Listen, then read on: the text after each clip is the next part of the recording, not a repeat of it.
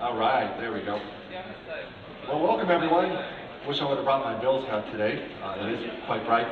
So today we're going to talk about every engineer's favorite topic, design systems. And this is really about the experience we've had at Workiva, probably over the past 18 months, coming up with, authoring, releasing, and then starting to see the fruit of our design system. Small amendment to the title. I realized initially I said why your product needs to adopt a design system. I'm going to amend that, and I'm going to just say my proposition is that you should adopt one, and hopefully I can convince you as to those benefits. Quick baseball card. It's my oldest son, Max. It's much better looking than my headshot, so we put Max on there. I've been with Workiva since 2012, and I moved up to Bozeman in 2014 to help build out our UX presence alongside an A+ engineering staff in our Bozeman location, and currently serving as Director of UX for our team of 35. So just a little bit about me. So this originally I had at the end of the presentation, but I thought in order to really present a clear-cut case on why we should support and release design systems, I want to talk a little bit, I want to start with, first, how did we get here? That's kind of our favorite UX troll question in peer shout-outs. If you show up with a design and you can't tell us how the user got there, it's going to be a bloodbath. So let's talk a little bit briefly about how we got here with design systems, and it's not how you think. This isn't an artistic path, but it's actually one that started in software engineering. And so way back when in the 1960s, you started to see the shift of hardware becoming very, very cheap and software becoming very, very inefficient. And in fact, it has an official name. It was called the software crisis. So if you're unaware of it, it's not the most exciting reading, but it's kind of interesting to see how it was solved. And so you have this trajectory of time and software and hardware kind of going past each other, and some real problems were starting to arise. But a gentleman by the name of Douglas McElroy presented a philosophy around component-based development as a possible solution. We would probably all look back now and go, duh, that makes a lot of sense. But at the time, no one else was really presenting it. And so thankfully, he showed up. Really without diving into the white paper, which is not what my talk's about, the big takeaways on why this mattered, it provided a way to increase the value of the software that was being written because it made code reusable, it increased efficiency, and it maximized the scaling opportunity. And so for the remainder of the presentation, I'm just going to ask that you kind of hold those three words in your mind: reusable, efficient, and scalable, because that's really what the power of design systems provide. So big idea for the rest of the time. How does that relate to design systems? Well, fast forward 2018, the design world, UX, UI design, application design, what have you, the things that your customers actually touch and see and click through, we're going through this same problem. And the problem right now is we're building these huge applications. Quantitatively, they're enormous. And design is really struggling to keep up with it. And I'm going to present some use cases around that. Why does design struggle? Well, because when we design stuff for applications, it's primarily, it's still custom. We deliver tailor-made solutions for individual problems. That in itself is very scary if you're thinking about scaling your online application or whatever your next product offering would be. So what do I mean by this? So if you've been at a company for any length of time and gone through and done a UX audit and realized, oh my gosh, we've got these green call to action buttons as our primary, we've got red for bad, and then we've got like 15 different blue ones, you're not alone. This was exactly the problem we had at Workiva.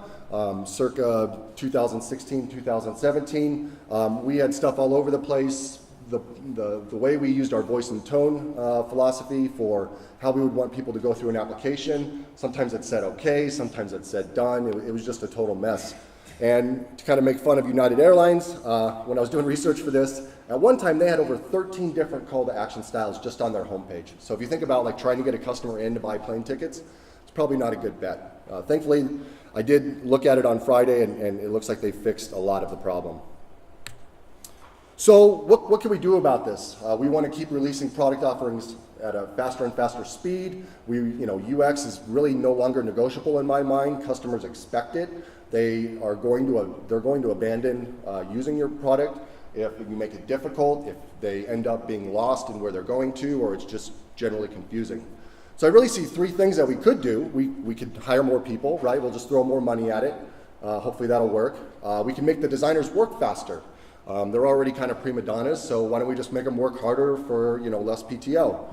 Or the proposition I would go with is we should be able to create design solutions that will work for multiple problems. This is a quote from Alex Schliffer at Airbnb, which was referenced in the earlier. But he had this saying when Airbnb went through their design system phase. He said, here's the simple truth: you cannot innovate on products without first innovating the way that you build them. And so I think that just really puts the whole package together. This is not new, of course. Design systems go all the way back to the early days of print design and through the 90s as graphic design became very big, and people just naturally, in their human nature, looking for natural ways to organize the design taxonomies, whether you're talking about grid, use of color, use of type, hierarchy. This is not a new concept, but it really, up until recently, hasn't been addressed online. It was kind of a free-for-all. We had pattern libraries to begin with, and then you get into more of like a bootstrap framework type mentality, and then more recently that natural evolution is to extend into actual design systems. Although it went a little overboard, because really by 2016, design systems were pretty much everywhere. That was kind of the new black. Everybody wanted to have a design system or some type of framework that they could shop around and get off-the-shelf styles and consistent component designs. So just on this page alone, there was about 230, and I'll have a list at the end of some of the resources for everyone to take a look at. So again, my proposition for the talk today is that I believe design systems empower teams of any size to build better products faster by making design reusable. And you can see our friendly UX team at our last UX Team Jam. We're about 35 people right now. You can see I'm the tall, goofy one in the back on the right. I hope that explains why I don't do too many headshots. All right, so before we get into how you would want to think about or start building a design system for your product, let's talk about how Workiva did it and then some of the benefits that we saw almost instantly. So we have a problem. Workiva builds a lot of stuff. We have a document editor, we have a spreadsheet editor, we have a presentation editor, we build dynamic charts and dashboards, we build forms, highly complex forms for auditing, external and internal audit teams. And to make it even a little bit more challenging, when we built the original editor back in 2009, 2010, at the time we built it on top of Flex, which is kind of a curse word these days. So not only do we have to keep building new stuff, we have to get all the other stuff has to be migrated away from what is soon to be a very dead plugin. So that's our problem. We've got a lot on our plate that we got to take care of. We did have some documentation. Originally, the first engineer that, ironically enough, created what we called WebSkin got his start by porting over Bootstrap and creating like a SaaS branch, and he maintained it for a long time. And so when we started developing more and more HTML applications, he said, hey, well, I've kind of got this thing that I'm already keeping an eye on, and we really just used that as our launch pad. We had documentation, and it told engineers what to do. And that's great for engineers, but it really isn't great for the rest of our R&D team. Engineers do make up the majority of our R&D department, but we also have UX designers, we have user researchers, we have content writers, delivery managers, product managers who want to know how decisions are made when it comes to design. So it worked great for its time, but it really wasn't going to help us scale. So myself and a small team of about 6 people, we took a deep dive. We went out, we looked out what was in the wild, we looked around at different design systems, and we found some things that we really liked. We treated the design system project like we were building an actual product. We had actual customers who had actual pain points, and we needed to solve them. Our client just happened to be internally at Workiva. And so you can see up here some of the pros and cons. I really won't dive into it. When you read it, it's very logical. Like, don't hide the navigation. Don't make your navigation icons that I have to learn and there's no text. Single topics that are isolated don't really provide a lot of value, things like that. We also knew, we took a look at some of our internal efforts, and we also saw similar problems. If we were going to build a product, what would be the pain points that we would want to solve? Search was very underperforming. Complementary resources for non-engineers. I could not send out a new UXer and say, hey, go learn how we build modals or how we walk someone through a wizard process when they're completing a particular task, because none of that was written for the non-engineer. So that was very difficult. Another bad idea. We had the entire WebSkin system. Only one person could contribute to it. You all probably know why much more than I do, but it was very frustrating when we have to ship new and new icons for our new applications, and you're basically bottlenecked to the release cycle. So these were just a couple of the pain points that we knew that, hey, if we're really going to go tackle this, we need to fix these things. We also knew that if we were going to serve more than one person, the non-engineering class and the engineering class, we really had to look at it, what are the use cases? What are people coming to a design system for? Well, if you look at my very simple graphic, when we talk about Workiva, the shell for us is really the outermost container. Everything goes in what we call the unified shell. Now, for an engineer, a couple lines of code, you're up and running, go build your experiences. And so there's not a lot there. However, for a UX team, we have pages and pages and pages. In fact, our first attempt at documenting UX principles, just the shell alone had more slides than I'm going to show you today, but I mean, it was up around 80 slides. And so you can imagine maintaining that would be a total nightmare. And so what this really represents is, as you slide to the bottom, where you get into the deep dive of actual UI, CSS styles, things like that, tons of documentation for engineers. Not a lot about UX principles around using an H1 element. Very, very surface level stuff for the UX team. So this is just recognizing that we had very different people that we needed to serve. So again, with a real product discovery mindset, myself and the team started with some very basic story mapping exercises, went into a series of sketches where we just kind of outlined, if we could build whatever we wanted, what would we do? Like, what would our product look like? How would it function? How would it be? How would it aggregate content? How would it relate content from one to the other? And so we went through probably about a 2-month design cycle, building and sharing prototypes and getting feedback. And what we ended up with was something called linked design. That is kind of our working name at this time, but what it allowed us to do was really take the things that we loved about the developer content in WebSkin and extend that. So we have UX principles. You can see in the right-hand side, in this section, you can see different options. You can download actual assets if you wanted to do a quick mock-up. And it just really allowed us to try and serve the R&D department as a whole. And then long-term, as we look to extend to outside third-party partnerships, this now becomes an exhaustive set of documentation for the hows and whys of building on top of our Wdesk platform.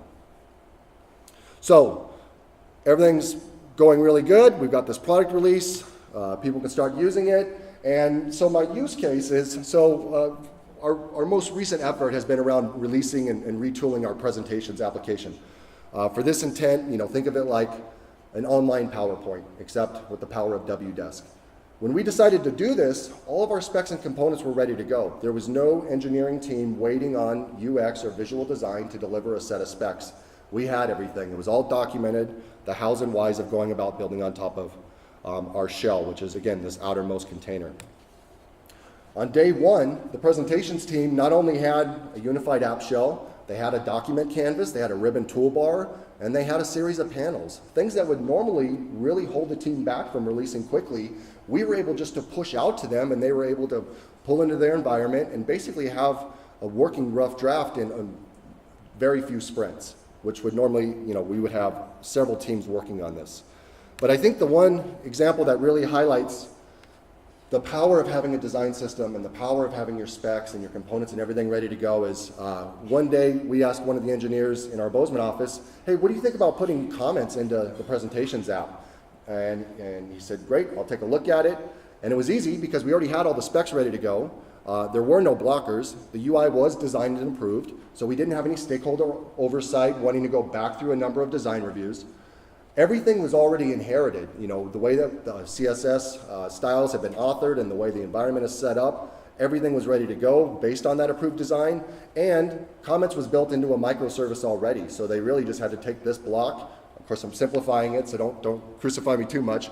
Take this block and put it over into the presentations environment, and it should just all automatically work, right? So the funny thing is we actually had this engineer start on a Friday afternoon, And it was completed on a Friday afternoon. I mean, minus getting it PR'd and things like that. And so, I don't know if Spencer's in here, but I told him I wanted to use this comment because when he came back and told us that, hey, the comments team accepted or the presentations team accepted our comments PR, he was blown away because he said, as I was trying to get comments into presentations, I felt like I couldn't find a whole bunch of presentations code. As it turns out, almost everything was reused. The amount of reused functionality and code was incredible. And so in a very short time, we were able to deliver a very high value application because we had a system in place that allowed us to reuse components, reuse consistent design, and then also, all to the benefit of teams that need to move very, very quickly. So hopefully that just tells you a little bit, like I'm not up here just trying to pitch this idea of design systems. We're literally in the middle of it. We do still have to build out a lot of our link design system, and we're partnering with our content and help teams to make sure that we get missing pieces built in. But we can already start to see some of the fruit in what is a very busy year for Workiva, being able to release products very, very quickly. And so hopefully if you say, wow, that sounds like something I would like to do, what I'd like to do is probably spend the next 10 minutes just saying, this is how we went about it. Maybe you would follow a similar path, and if not, maybe you have some ways to improve upon it. So another quote from someone working on design systems at Salesforce: before beginning work on your design system, take a moment to think about the team you'll need to bring it to life. Who needs to be involved? Spoiler alert, you're going to need more than just designers. If you were to just engage a design team and say, hey, could you go make us this design system? You would end up with an identical effort to what the engineers did when they needed their system. It's only going to serve one audience. You're going to have little buy-in from stakeholders, and it's probably not going to serve the widest audience that you could have benefit from it. Here's some ideas. Again, if you're in a startup mode, you probably don't have a lot of these people. You probably have, one person that can do all of these things. And I like what was said earlier, people that are a jack of all trades. But these are some of the people that I wanted to highlight that would be involved. You're going to have designers and front-end developers. Maybe you have accessibility experts at your company based on whatever your product is. Right now we're going through WCAG compliance and making our stuff more accessible now that we're building more and more HTML applications. You might have content strategists, people to help you frame the voice and tone. You might have user researchers that want to talk about, the positive user experience of going through, at the very end, clicking a modal to confirm versus something that's hidden off the other end of the screen. So anybody that can help bring your analytics to life and help you take away lessons, especially when you get to places where you're going to have disagreement on what component should be used for what purpose. Analytics are the way that you can help get rid of any sort of argument. Our CTO, Jeff Trum, always likes to say, data always trumps opinion. In the absence of data, my opinion wins. So we always want to make sure we show Mr. Trum lots of analytics. Product managers, performance experts, and then of course leadership. Ultimately, if you're in a company of any larger scale, you're going to have to involve stakeholders up the chain who may not necessarily have the technical understanding of why you want to go and do this, but they're ultimately going to hold the sign off for getting it done. And then, of course, like any other great team collaborative project, you got to figure out who's in charge. And that's not just a singular person, but once you've figured out based on who's in your company or product team, you've got to make sure that not only do you need the right skill sets, but you got to make sure you have the representation, and you got to make sure that you want to go after the right team model. Nathan Curtis has a really great blog post that's linked in here where he talks about these 3 different models, and I'll just give you a quick overview of what that could look like. First one, we call it the solitary model. Basically one overlord rules them all. We have one person in charge, and that's great because chances are decisions get made very quickly. They're very easy to make. You're only looking for one person to give a thumbs up or a thumbs down. And this could be a really good model for a very small team. If you've got someone as a technical lead who has front-end experience and knows what's going on in the back end and knows that there's a need for this, yeah, they may be the right person to lead the whole effort. But if you find yourself on the receiving end of that decision and you don't like it, it could be too bad. That this is what we're going to do and we're going to move forward. And then, of course, there's always a concern if we implement this design system as a single solitary effort with one decision maker. How's that going to make the teams that are implementing that feel? Are they going to feel ownership in what it is they're building, especially if they're in disagreement with those decisions? The next one would be more of a centralized team model. I'd say this is probably most representative of how Workiva is set up currently. And again, we're still, I would call us in our infant stage. We've learned how to crawl, but we're not quite on 2 feet. So this is where you have a single team that maintains the design system as their full-time job. And we basically created one team out of several. We have an application frameworks team where we have the team leads for front-end engineering. We have our visual design team, and then we have platform UX representation. And these people all come together, usually weekly, to discuss things that are going on in Wdesk, what's getting built, what's getting shared out, what are we worried about, things like that. A pro, obviously the ownership's going to be very clear. If you have a problem, go talk to the design system team. They'll address your concerns or make a way for you to go ahead and present those concerns. Con, yeah, there's very much a concern on our end that it becomes an us versus them. We are not the design Nazis. We don't want to be the design Nazis. I always tell people on the team, we're not there to tell people we can't do something. We're usually there to tell them we just aren't able to do it right now, and then we need to figure a path forward. So we're very receptive. It's kind of a servant leadership type of model because you don't want to just come down as, you're the police of all things pixel. Another con, and this is probably one of my bigger worries, right now our design system is very fresh. There's a lot of new patterns and components that we're using, but ultimately, there's a reason why engineers don't PR their own code. You want someone with fresh eyes to take a look at it.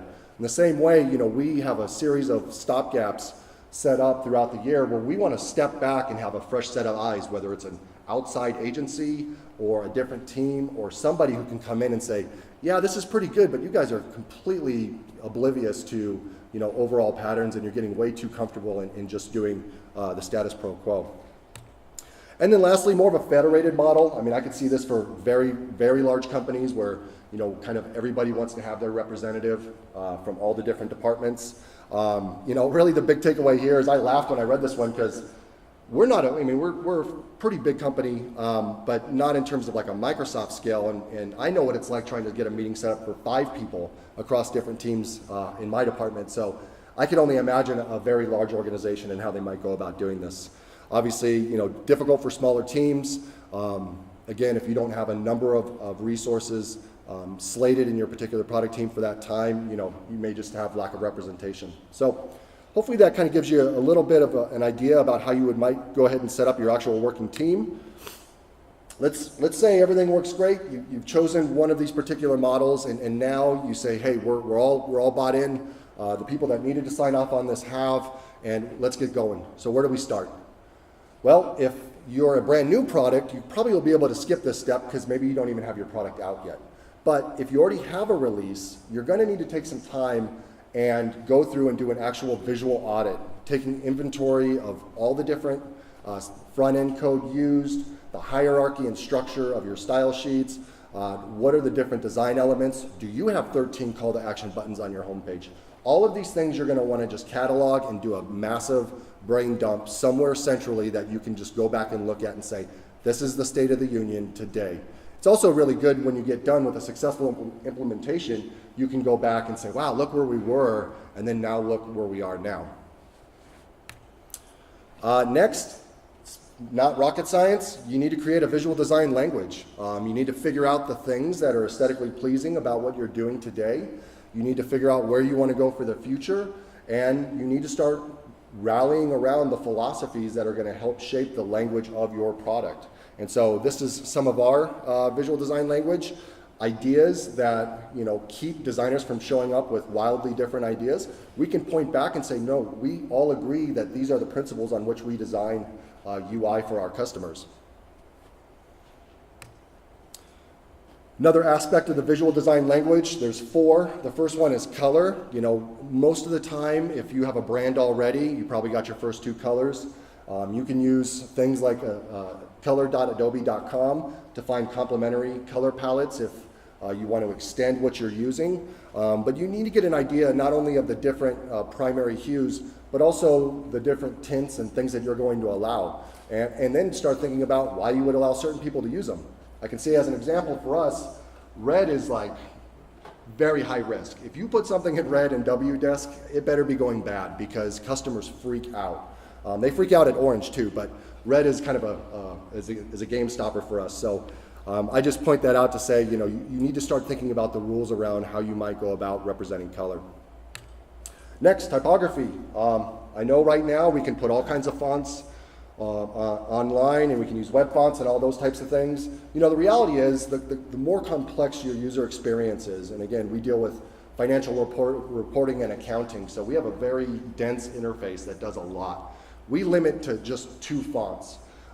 We use Helvetica and we use Lotto, and we get them both for free, so we're not taking any performance hits, but you need to start thinking about what does type mean for your user.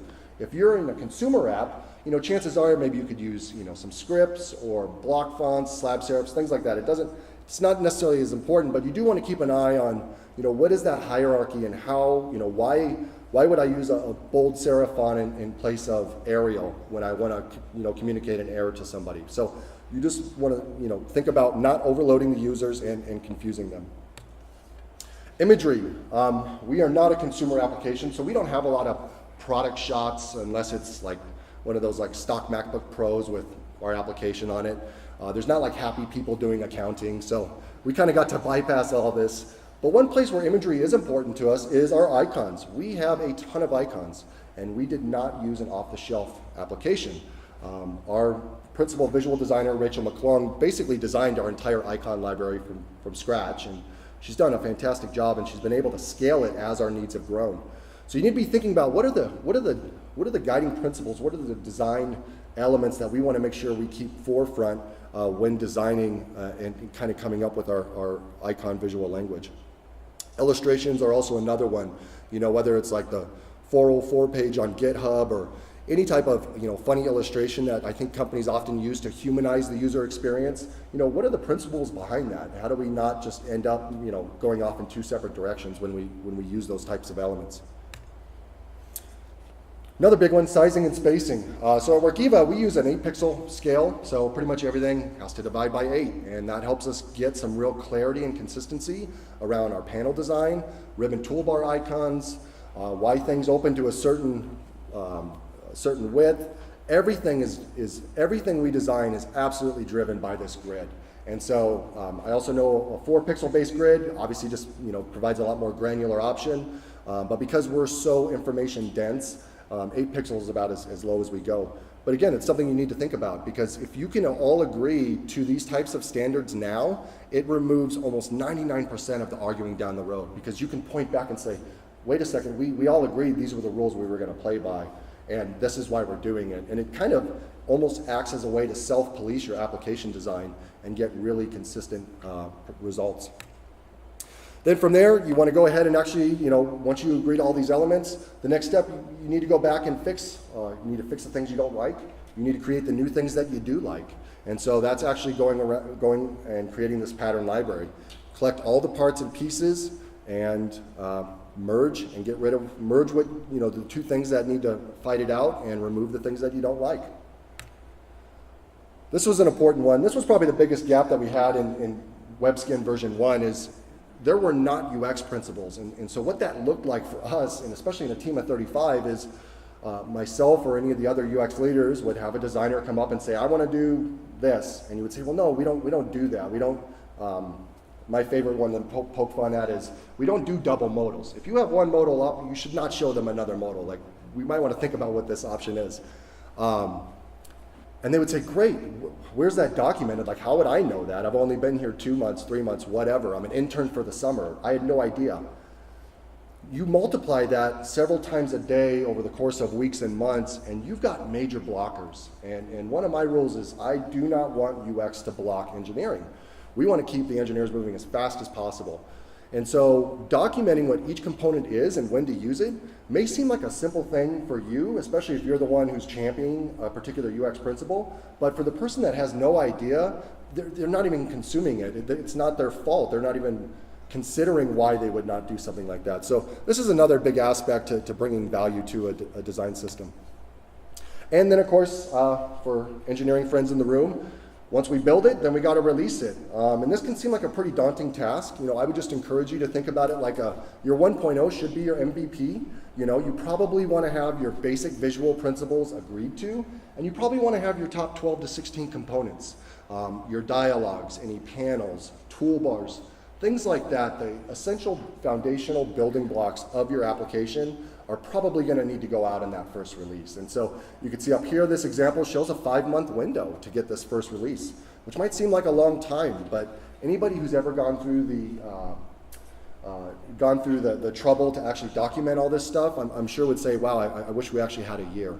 And so, this is probably the last step in actually getting a first pass effort out to your company or product team. And again, this is all over the place. It could be wildly faster or a lot slower. It all depends on your team size. We have a dedicated team, but maybe you don't. Maybe this is a 10% project. That's going to greatly multiply your time to release. And then, of course, if you have stakeholders who are not supportive, we all know how those can sometimes block us from doing things that we believe in. So, a couple things to remember when going about creating a design system for your product.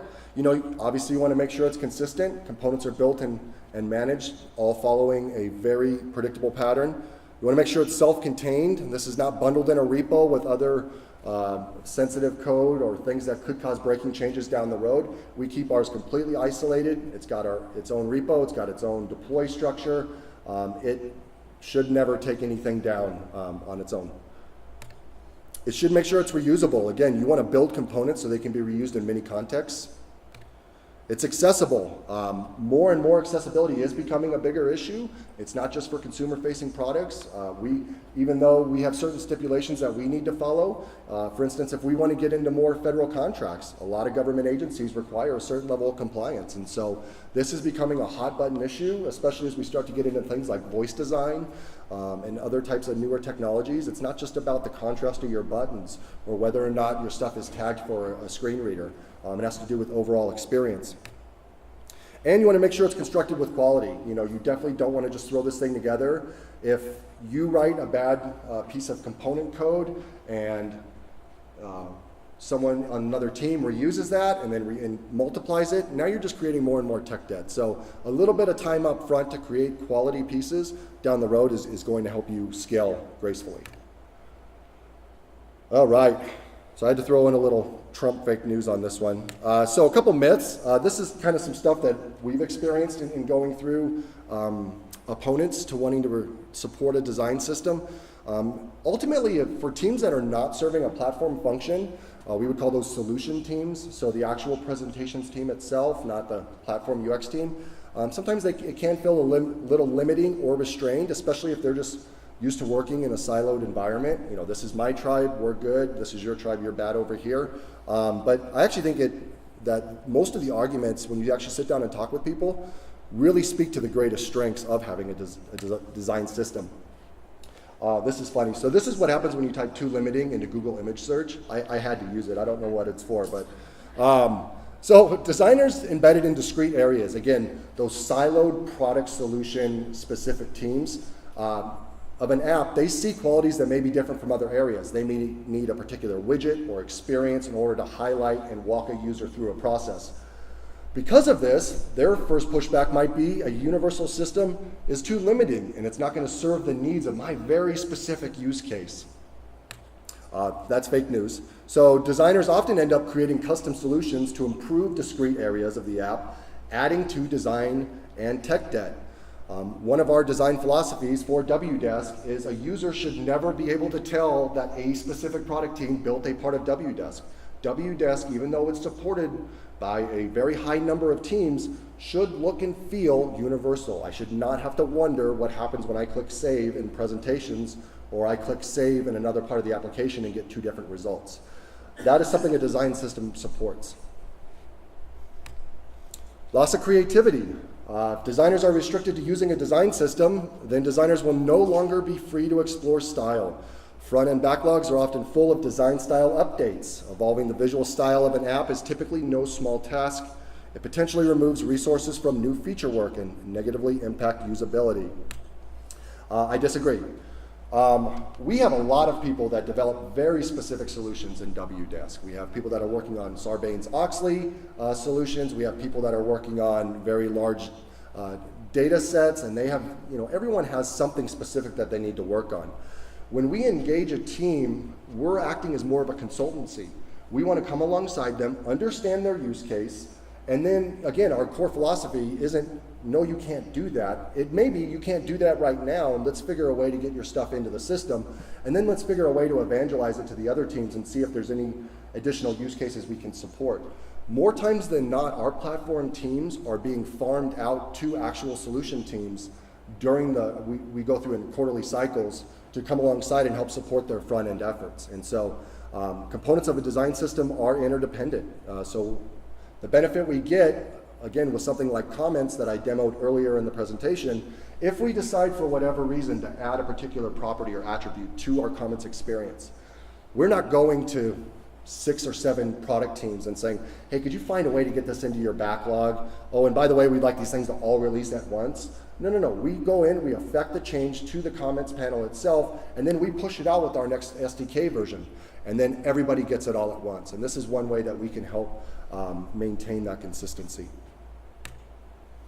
Another fun one, the one and done. So once a design system is designed and built, the work is complete. I'm sure anybody who's ever built product would laugh at this as well, because that's not true. Design system is living. It is going to get released in versions for Workiva, just like it's going to get released alongside the SDK, which is what our engineers build on top of. It's going to require ongoing maintenance. It's going to need to make sure that if we have design assets up there and we change particular patterns, we're going to need to make sure that we keep those things fresh so that when people always have access to the latest information that we want to help educate them on how we release product.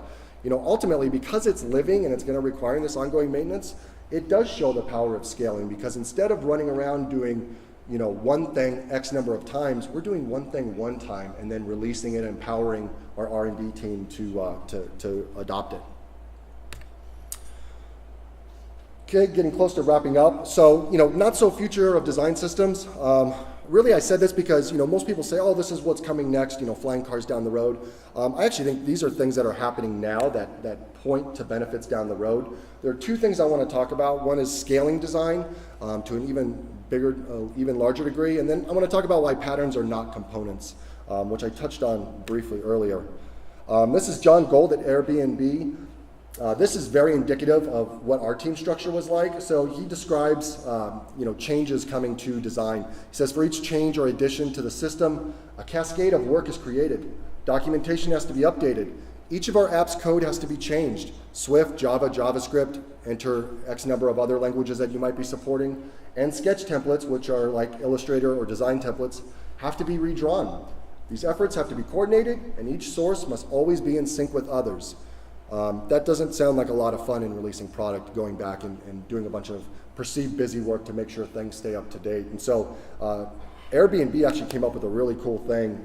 I would really encourage you to this may be for an engineer the first time you're going to dive into a design app, and if you're a designer, this is a really great reason to try and learn React. But the tool that they released, they went on this premise of a designer's workflow in Sketch is actually pretty similar to using React components. She or he picks a component and puts some data into it. In Sketch, when we're designing, we use symbols and overrides. In React, we use components and properties. The concepts are so similar that it seems silly not to unify them. So rather than doing the same thing over and over again, they actually took some time and did a retreat and figured a way to marry the 2 together. These are 3 benefits that I saw with their release. So on the left, you can see they have their code editor. On the right, that is the Sketch design canvas. And so they're actually able to affect, the biggest complaint we typically get with stakeholders is, you're not showing me a real world use case. This screen is way too pretty. It does not look like the information dense experience an accountant or a financial reporting team is going to have. And so what Airbnb did with their tool is they actually allowed people to use real data, so they can show real use case scenarios while they're designing their concepts side by side with minimal effort. Another big thing, rather than designing 4 or 5 screens to support your Androids and your iPads and your iPhones and your desktop and all of that stuff, again, just putting a simple array into action, you can take your one single design and have it respect Flexbox on the target sizes you want to go after and get that same rich layout to scale. I mean, you can see this, literally it took 3 seconds to generate, a number of viewports from that one single concept. Lastly, and this is becoming an issue for us as we expand more internationally, you got to start thinking it's not about just, can we fit the big German words in there and still be okay? But, when you go into the Asian markets, you have to start thinking about right to left, in some cases bottom up. And so internationalization becomes a big deal. If you're just designing for English long term, you're going to eventually run into hiccups around scaling. So that's a little bit about what the Sketch React tool does. Again, I think you just can Google it, it'll pop right up. Second kind of big idea that I think is really going to support design systems long term. Often patterns and components are interchangeable. If you remember I said earlier, design systems really found their genesis by starting with what we called pattern libraries. On the left, Yahoo was one of the first that released and published their open source pattern library. And again, Nathan Curtis, who I think is a really an expert in design system as a concept, he says components are designed and built in code, ready for reuse by plopping in a sketch file or HTML page. Patterns are abstract, principled guidance applied as you design and build. All that to say, I think this picture probably says it better than the quote, components are how something does work. It's not why it should work, or if it should work, or when it should work. It's the actuality of what it does. So in this case, you've got this nice car all pulled apart. I always illustrate it this way. I say, a component is the driver's seat. It's physical, you can touch it, you can see it, you're not expecting it to steer the car. It works a certain way. But the pattern of the fact that I can reach down with my left hand, pull a lever, and recline the seat is the distinction I would make between a component and a pattern. Patterns describe how something should work under preferred conditions. And so when you think about that example, it's very important to not just get caught up in, well, we just need to document everything, and here's an H1 element, and it's this size with this, whatever other typographic styles. But you're actually thinking about, well, why would we use an H1 element? Is it just to put big text on the top of the screen? Does it always go at the top? Can I ever use it lower in the experience? What's the hierarchy and rule set, the pattern, the overall guidance for how it should work? So those two ideas are one that I kind of think that will really help shape the future of design systems. And got about 3 minutes to spare. During my research, these are some pretty cool links that I came through. If you're interested in learning more about how design systems work, the styleguides.io example is where I pulled that GIF with like the 900 different examples of design systems.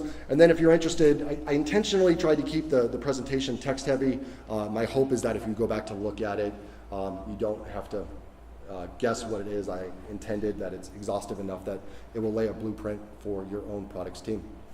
With that, if anybody has any questions, I can